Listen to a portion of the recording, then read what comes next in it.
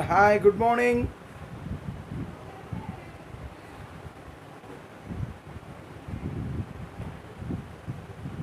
See, Nana, we have studied about the detection of halogens in organic compound. So, for the detection of halogens in organic compound, so we learned how to do Beilstein's test.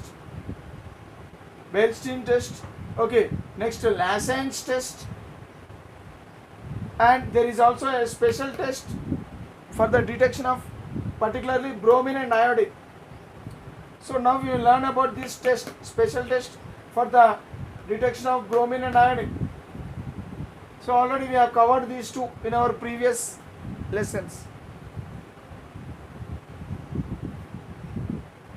See, for this conduction of this special test, so we have to take Lassen's extract. Lassen's extract. Already we know how to prepare Lassen's extract. So the Lassen's extract should be mixed with a concentrated nitric acid, and that mixture is boiled slowly. Okay, after boiling this mixture, now into that mixture just cool it. Okay, cool it. Now add a carbon disulfide, few drops of carbon disulfide. Add a few drops of carbon disulfide into this one, so that the mixture of organic compound and this one, so already reaction has taken place. Now this carbon disulfide will form a special layer on it. So this is carbon disulfide layer. Okay, so this is carbon disulfide layer.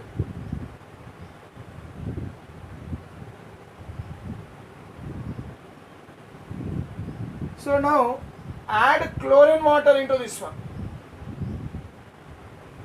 Add chlorine water slowly into this one. Okay, so that reaction takes place. Okay, now what happens? So here separate layers will form.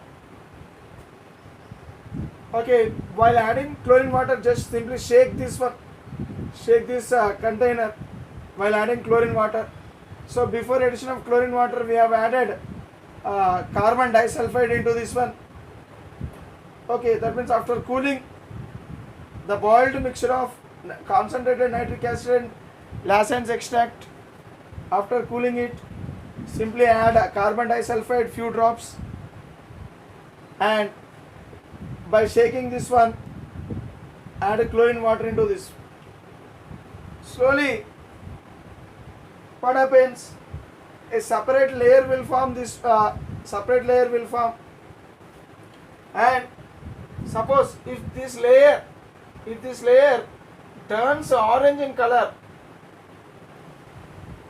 after addition of chlorine water, and shaking, if this layer turns into orange color, then it indicates orange layer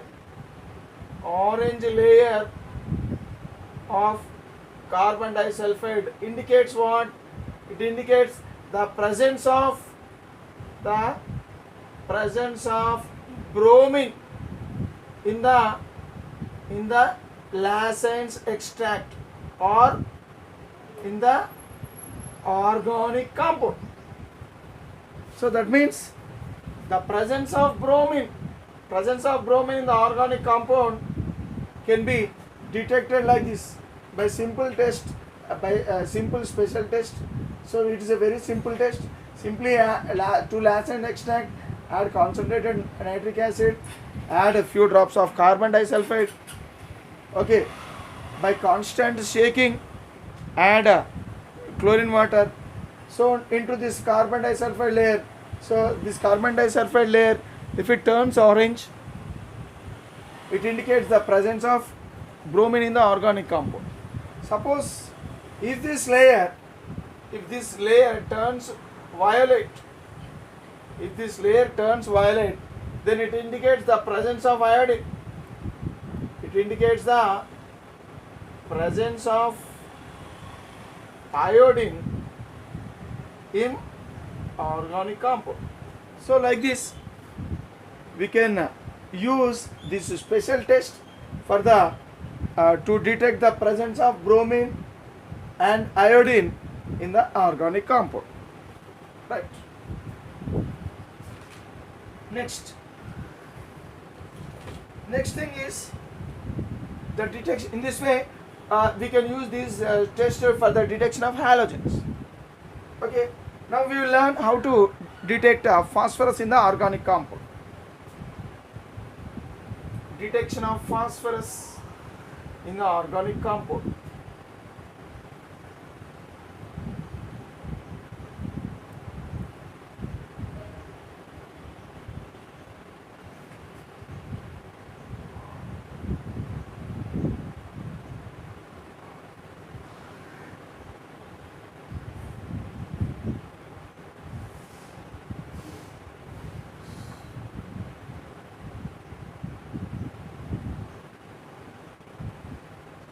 In the organic compound, detection of presence of phosphorus, or else detection of the phosphorus present in the organic compound. So here, for the detection of phosphorus, first mix the organic compound with the sodium peroxide. Okay, and fuse the mixture. Fuse means melt the mixture. So fuse the mixture of organic compound and sodium peroxide, and you will get some resultant solution. You will get resultant solution. You will get now this resultant solution. It is extracted with water. That means the resultant solution, it is poured in water. So when this resultant solution is poured in water, what happens? After pouring that resultant solution in water, now just filter it. Filter the resultant solution. Now it is called as extraction. Extracted mass of fused organic compound. Okay, or else simply it is nothing but an extraction. It is called as an extraction. So now this is nothing but sodium extraction only, because we have used sodium peroxide. So in other cases for Lassen's extract we have used sodium metal, but here we have used sodium peroxide. Okay, so it is also called as sodium extract. Now the sodium extract is prepared. Okay, now this sodium extract, it is having the phosphorus in the form of sodium phosphate. The phosphorus which is present in the organic compound, it is finally converted into this material known as sodium phosphate. Okay, now to this sodium phosphate. Okay, now this is an extracted material after filtration. So this is an extracted material. Now it is having sodium phosphate. To this sodium phosphate add concentrated nitric acid.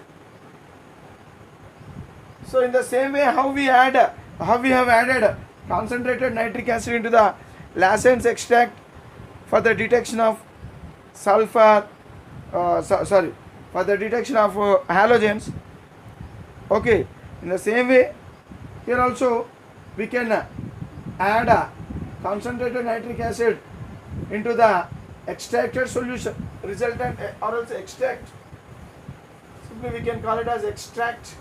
To this extract or sodium extract we add concentrated nitric acid and slowly boil this mixture. So slowly heat it until it boils.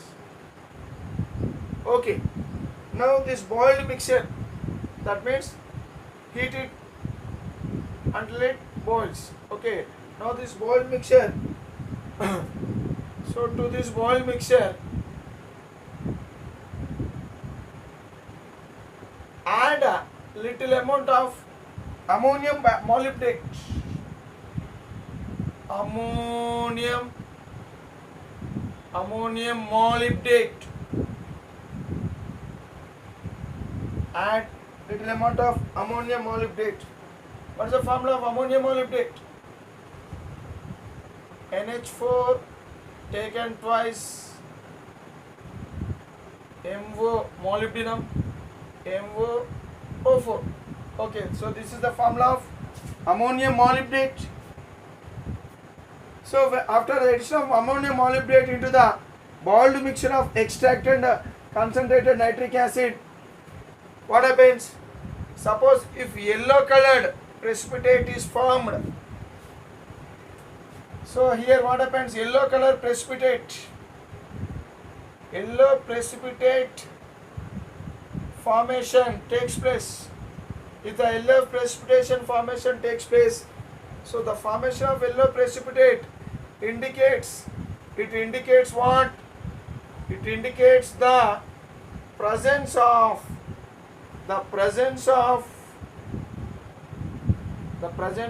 phosphorus.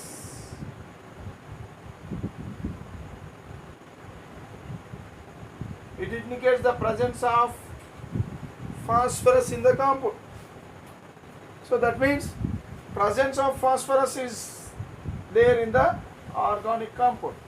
So finally, till here we could not identify the presence of phosphorus. But after performing all these steps, and finally if yellow precipitate is formed, then it indicates the presence of phosphorus in the organic compound. So in this way we can detect the presence of phosphorus in the organic compound. So actually this yellow precipitate which is formed, so it is nothing but ammonium phosphomolybdate. So this yellow precipitate is called as ammonium phosphomolybdate.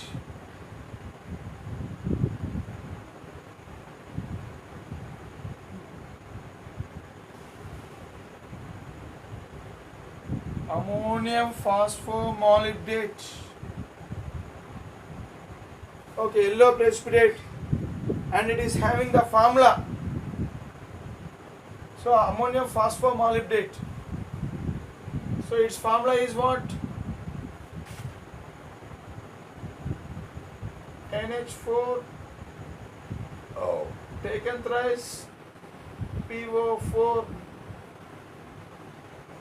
dot 12 MoO3.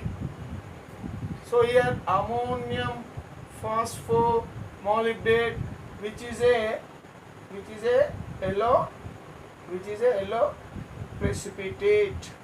So here yellow precipitate formation takes place after the addition of ammonium molybdate into the boiled mixture of this extract and concentrated nitric acid. So now this is the boiled mixture of extract and concentrated nitric acid. So this extract contains what? Sodium phosphate. So here upon addition of this ammonium molybdate, so finally yellow precipitate is formed. Okay, now this yellow precipitate is nothing but ammonium phosphomolybdate. The development of yellow precipitate or its formation of yellow precipitate indicates the presence of phosphorus in the organic compound. So in this way detection of phosphorus can be done. Okay, right. And finally, so we have seen all this how to detect carbon, hydrogen, sulfur, nitrogen, mixture of nitrogen and sulfur. Okay, right. and halogens, and finally we have seen how to detect the presence of phosphorus also. So in all these classes. Okay, so now finally we'll go with the detection of oxygen. Detection of oxygen. Detection of oxygen. How to detect the oxygen? See, actually there is no direct method for the detection of oxygen. No direct method. There is no direct method. There is no direct method for the detection of oxygen. Then how to detect oxygen, whether it is present in a given organic compound? Simply if the organic compound, it can be detected by knowing that if the organic compound contains certain groups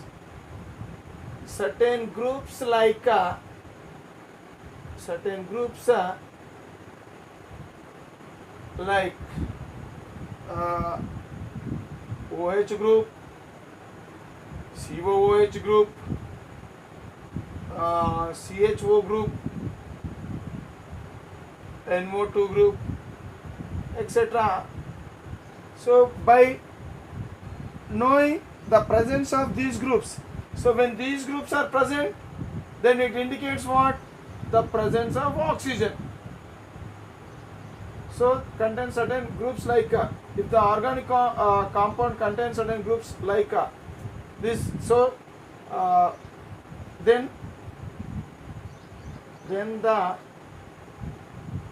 the presence of oxygen is confirmed.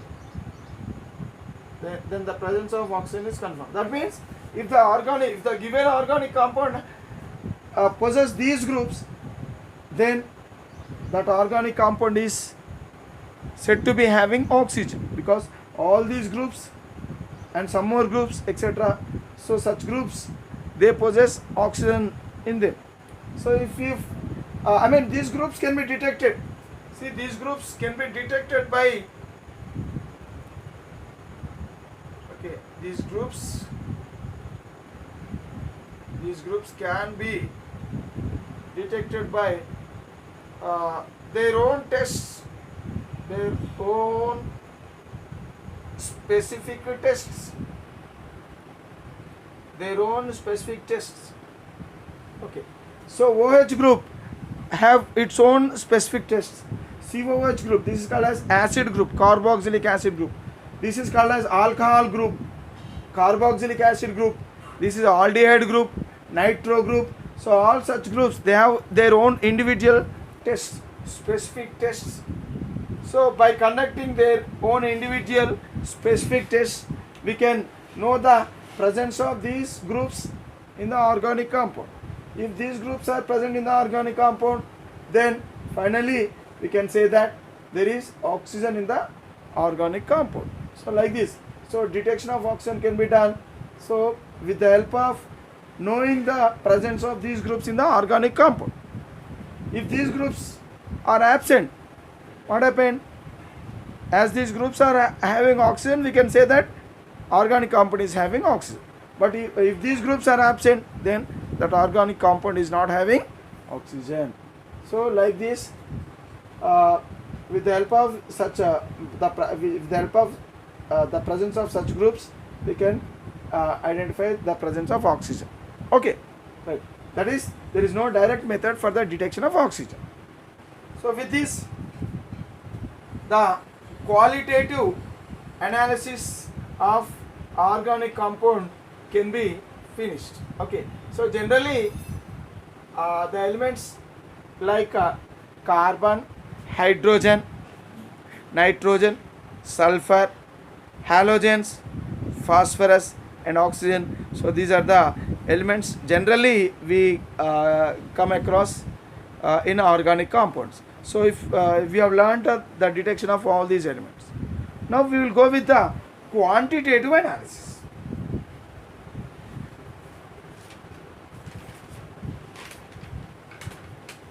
Now we will go with the quantitative analysis.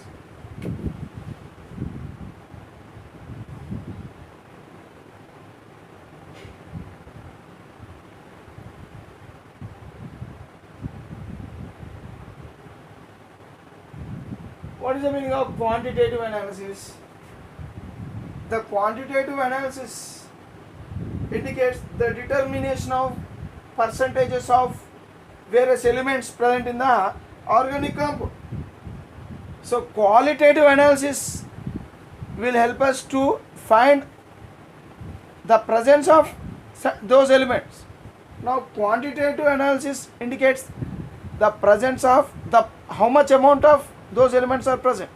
Okay, so here quantitative analysis, it is done for determination to determine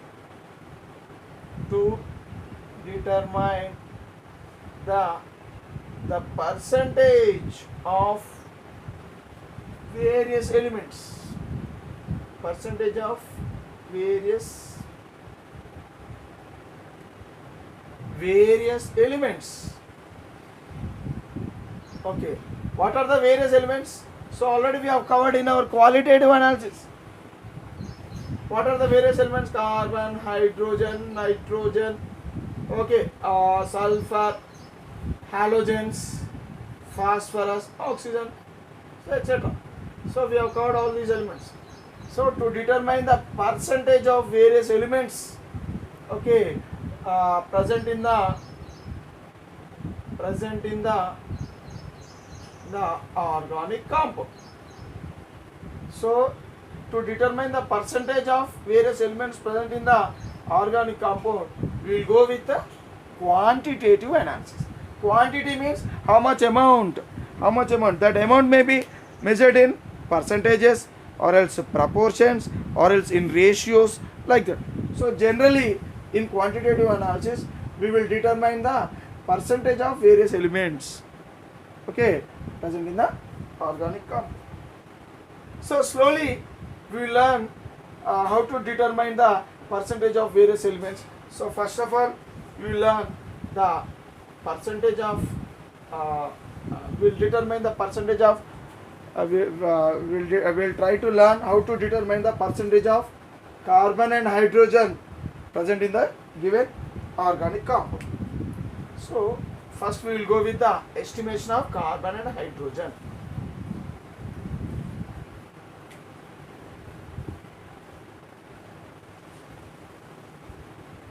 Estimation of carbon and hydrogen present in the organic compound. So this estimation can be done by Liebig's method.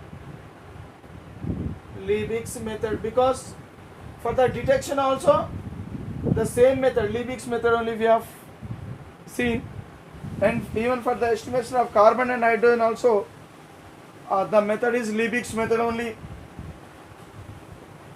In this method the known amount of organic compound,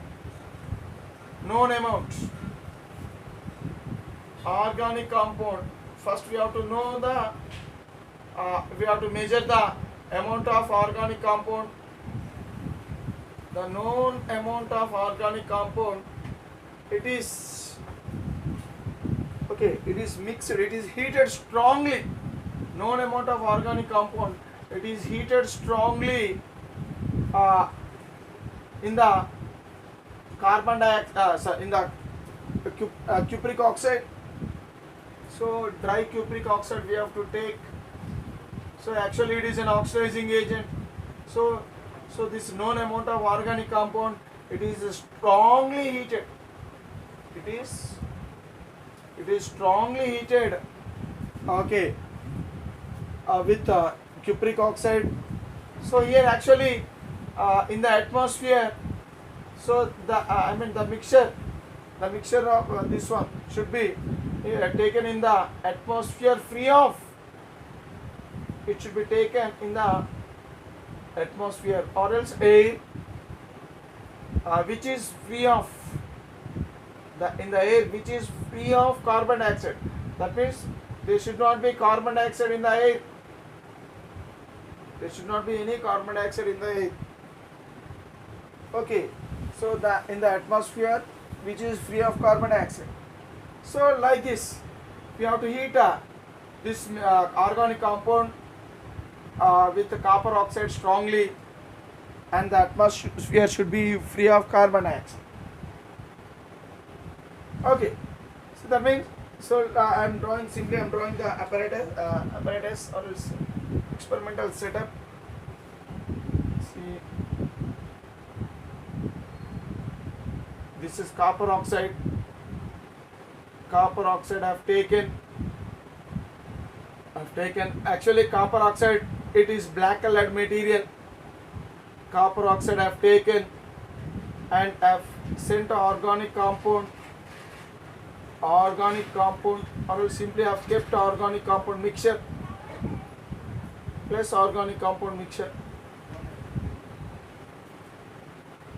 See, I have heated this one strongly. I have heated this mixture strongly. Now what happened? So due to this process, what happens?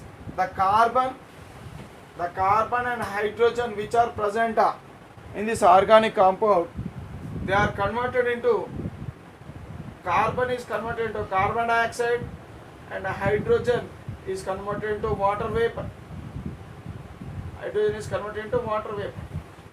Now these two are gases, so they are being gases, so simply they will move through this opening, and this it is connected to, what is this one? It is a mixture of organic compound and copper oxide. So now the gases which are produced during this process, so they are allowed to pass through U-shaped tubes. They are allowed to pass it through U-shaped tubes.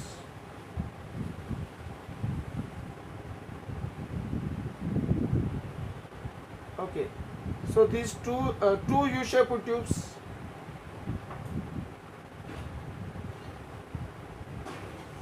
they are connected in a series. These two U-shaped tubes, they are connected in a series. One tube, it is packed with anhydrous calcium chloride. It is packed with anhydrous calcium chloride. Anhydrous calcium chloride. Another tube. In another tube, you will find potassium hydroxide solution. Here it is a liquid potassium hydroxide solution, KOH solution. Okay. So if there are any additional gases, they will be thrown away. See, initially the gases which are produced here, they will pass through this first U-shaped tube. So this is this U-shaped tube contains packing of material. So this material is nothing but anhydrous calcium chloride. Okay, so what happens here? This is used to absorb the water vapor which is formed in the reaction. The water vapor which is formed in the reaction, it is absorbed by this material. Okay, and the carbon dioxide, simply it flows through this material and finally it reaches to this one. That means this KOH, it is used to absorb. It is used to absorb the carbon dioxide which is produced during this reaction. So that means during this reaction, when these two compounds are heated, So these two are produced. Carbon will convert into carbon dioxide, hydrogen will convert into water vapor, and these two substances, they are absorbed into these two materials. So before sending these gases into this one, we have to know the weight of this material and the weight of this material before sending these gases. Now after sending these gases, what happens? The weight of this material increases. Why? Because this material has absorbed what? Water. So all the water which is present here, and that means all the hydrogen which is present in the organic compound, will convert into water, and all the amount of carbon present in this organic compound, okay, that entire carbon present in the organic compound, it is converted into carbon dioxide, and finally that carbon dioxide is absorbed into KOH. Okay, when KOH is absorbs carbon dioxide, the weight of the solution will increase. Okay, so that means the this material will gain some weight, and even this material also will gain some weight. This material will gain weight due to the absorption of water, and this material will gain weight due to the absorption of carbon dioxide. So by knowing the weights, by knowing the final weights, so we can easily find how much amount of water vapor is absorbed into this one, and how much amount of carbon dioxide is absorbed into this one. By knowing the weight of water absorbed, and by knowing the weight of carbon dioxide absorbed, then we can calculate the amount of carbon and hydrogen by using some formulas. Okay, so now we will learn those formulas. Okay, right. So finally we came to know how much amount of water is absorbed here, because before sending this gaseous mixture, we know the weight of this anhydrous calcium chloride, and after sending the water vapor, the weight of anhydrous calcium chloride is increased because it has absorbed water vapor, and finally, so by subtracting the final weight from the initial weight, we can know the weight of the water formed in this process. Okay, by knowing the weight of the water formed in this process, so all the hydrogen which is present in the water, it is coming from only organic compound. The hydrogen which is formed in this the water which is formed in this process, so it contains hydrogen. So all that hydrogen is coming only from the organic compound. Okay, there is no other source for the hydrogen. So all the hydrogen which is present in the water should come from organic compound. So here that entire organic compound, it is completely used up in this reaction, and due to this, all the carbon present in the organic compound, it is converted into carbon dioxide, and finally carbon dioxide is absorbed in KOH. So now the KOH is also has gained the weight. So by knowing the KOH weight before absorption of carbon dioxide and after absorption of carbon dioxide, finally we can find the weight of carbon dioxide formed. Okay, right. See, every carbon dioxide is formed. See, one carbon atom will convert into one carbon dioxide, and two hydrogen atoms will convert into one water molecule. Two hydrogen atoms will convert into one water molecule, and one carbon atom will convert into. That means here one CO2 molecule it contains. That means 44 grams of CO2 contains how much? 12 grams of carbon, and 18 grams of water contain 2 grams of hydrogen. So with the help of such this basic calculations, we can find the formulas to find out the percentage of carbon in the compound. Simply by using this formula we can find. So percentage of carbon in organic compound is equal to 12 by 44 into weight of CO2 formed, CO2 gas formed. See, CO2 gas is formed here and that CO2 is absorbed completely here. So that means, so from by using the weights of KOH before and after absorption, we can find the amount of carbon dioxide liberated during this process. So the weight of carbon dioxide gas formed, okay, formed in the process by weight, or simply we can call it as mass of carbon dioxide by mass of organic compound taken. See, already we have taken known amount of organic compound. So we have measured the organic compound before mixing with a copper oxide, and we have heated this mixture. Okay, we have heated this mixture strongly, and finally hydrogen and carbon dioxide gas are produced. So now that means we know the amount of organic compound. So the mass of organic compound taken, so it should be here should be used as a denominator in this, multiplied with 100. So by using this formula we can find the percentage of carbon in the organic compound.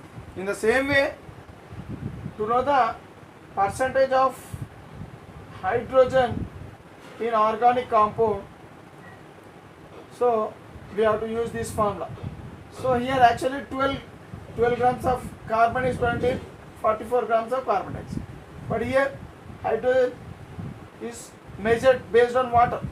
So that means 2 grams of hydrogen in 18 grams of water into the total mass of water produced, water vapor, okay, formed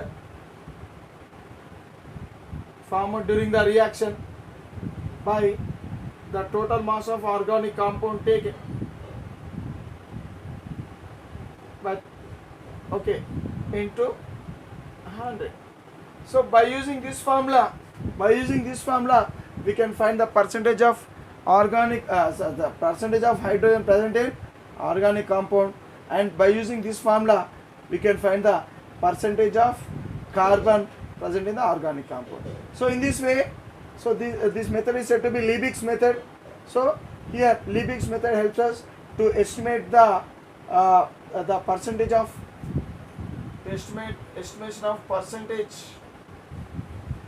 of carbon and hydrogen present in the organic compound. So in this way we can find the amount of carbon and hydrogen. Right. Now we will learn the estimation of nitrogen. How to estimate nitrogen in the organic compound. See, for this we can use one general formula while calculations.